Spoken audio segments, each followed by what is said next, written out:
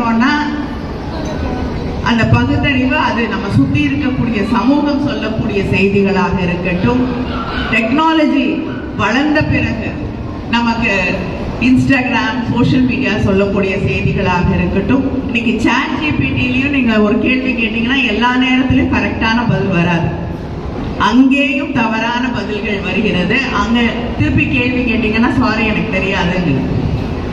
இதையெல்லாம் புரிந்து கொள்வதற்கு நமக்கு பகுத்தறிவு வேண்டும். அதைத்தான் தந்தை பெரியார் அவர்கள் காலமாக நமக்கு சொன்னார்கள். நீங்க நினைக்கலாம் இன்னைக்கு இவ்வளவு பெரிய தோல்விக்கு பிறகு திருமணத்தை நடத்திவிட்டு சோசியல் மீடியாவை பத்தி பேசிட்டு இருக்காங்க. நாங்க வந்த வழி அப்படி. பேரறிஞர் அண்ணா அவர்கள் அவருடைய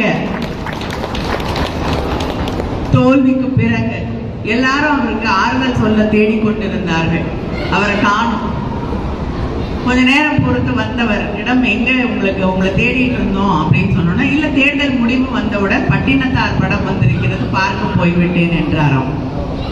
அதனால தேர்தல் என்பது மக்களுடைய முடிவு, அதை தலைவணங்கி ஏற்றுக்கொள்கிறோம். அதனால அதை பத்தி பேச வேண்டிய அவசியம் எங்களுக்கு இல்லை. அடுத்து உங்களோடு நின்று பயணிப்போம், உங்களோடு தான் எப்பொழுதும் இருப்போம் என்பதை இந்த மேடையிலும் இந்த சுயமரியாதை திருமண மேடையிலும் தெரிவித்துக் கொள்ளக்கூடிய ஒரு வாய்ப்பாக நான் அதை எடுத்துக்கொள்கிறேன். அதே நேரத்திலே மணமக்கள் பெரியார் அவருடைய தந்தை பெரியார் திராவிட இயக்கத்திலே தன்னை இணைத்துக் கொண்டிருக்கக்கூடியவர்.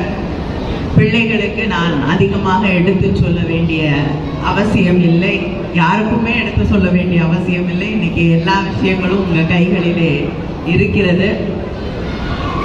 தந்தை பெரியார் அவர்களுடைய கனவாக இருக்கக்கூடிய ஆணும் பெண்ணும் சமம் என்று சொல்லக்கூடிய சமுதாயத்தை உருவாக்கக்கூடியவர்களாக, பகுத்தறிவு மிக்க அடுத்த தலைமுறையை உருவாக்கக்கூடியவர்களாக, இந்த மண் மீது இந்த மொழியின் மீது மாளாத மீளாத பற்றை வைத்திருக்கக்கூடிய ஒரு சமூகத்தை உருவாக்கக்கூடியவர்களாக நீங்கள் வாழ வேண்டும் என்று வாழ்த்துகிறேன்.